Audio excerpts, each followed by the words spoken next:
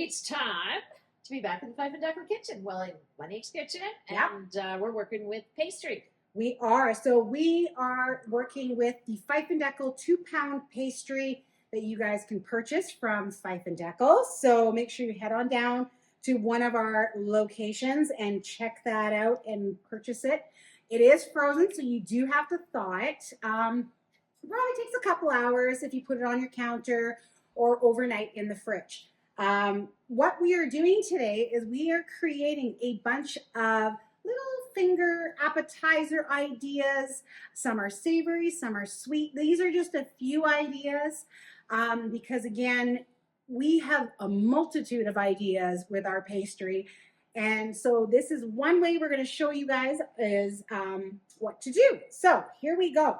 What I've done is I've already pre-rolled. I'll move my rolling pin out of the way so you can see. I've just rolled a long strip.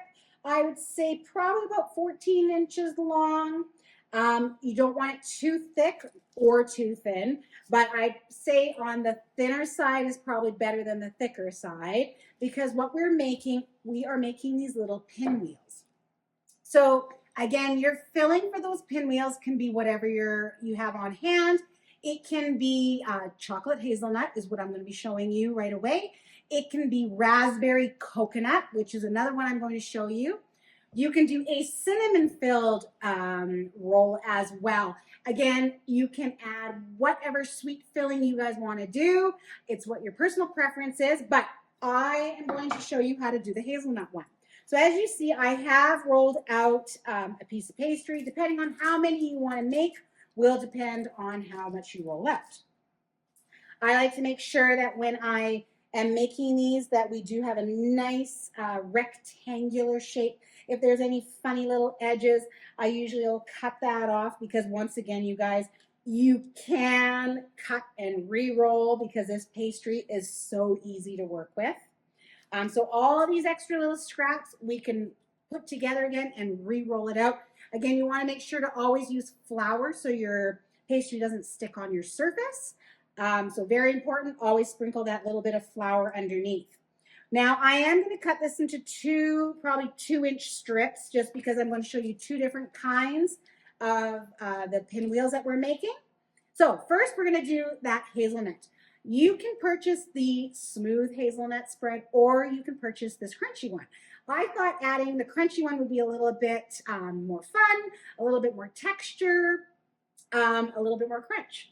So, of course, you're going to take that chocolate spread and all you're going to do is you're going to cover that pastry end to end. You want to make sure that whatever knife or spreader you have, which is easier for you to use that.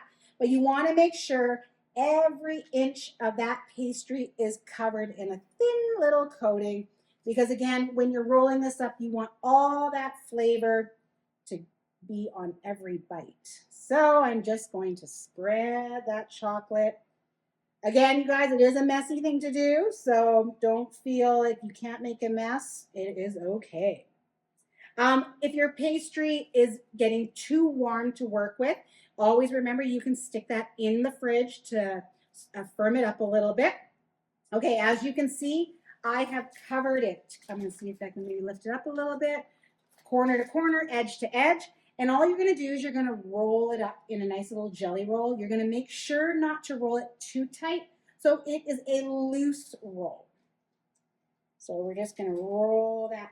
Once you have rolled that, if you find your dough is too soft to cut, because if you put it in the fridge, it will firm that pastry up, making it easier to cut, which Jackie reminded me to do that in our Facebook Live. So make sure you guys put that in the fridge for maybe 20 minutes and let it just harden up a little bit so it's easier to cut. If you don't have the patience and you want to keep going, all you're going to do is you're going to take that knife and you're going to cut little lines down, and you may smoosh it a little bit, but that's okay. And all you're going to do is you're going to carefully take it. I would do about 1 centimeter in width. Don't make them too thick because the thicker you make them, the longer it's going to take to bake. And you want to make sure that all that pastry in the center gets baked as well.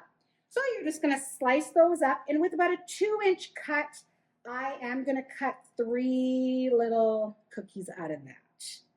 So all you're going to do is you're going to put that on your baking tray, just like this. I did make some previously. You're going to put that in a 350 to 360 oven, preheated, and cook them for, or bake them for about 15-ish minutes. You want to wait till they're nicely golden brown, and once they're done, you take them out. So those are our chocolate ones. Now to do the raspberry ones, I've just taken my favorite raspberry jam. This one I purchased from Costco, but again, you guys can pick Superstore, Sobeys, whatever you want. So I'm just getting a nice raspberry jam. Again, the same idea, you guys. We're just gonna move this out of the way. You're gonna spread the jam end to end, corner to corner, edge to edge. I used a spoon the last time, so using a spoon sometimes is a little easier because you got a little bit more control. The back end of a spoon works really good. What I'm also going to put on this little roll, I've got some toasted coconut. I took some sweetened shredded coconut, put it in a little pie tin, put it in the oven at 350 and toasted it for about 5 minutes. You just want to get it till it's a little bit golden brown. You don't have to add the coconut, but the coconut adds a nice flavor. And again, you're just going to sprinkle. I should move that bag out of the way so you guys can see. You're going to sprinkle a little bit of that coconut all across it, end to end again.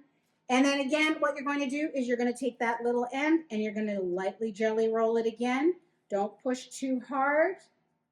And we're just going to roll it all up just like that. And again, you guys, remember if your pastry is getting too soft, I would put it in the oven because, or yeah, Jackie's on the side here, in the refrigerator. Oven will make it softer.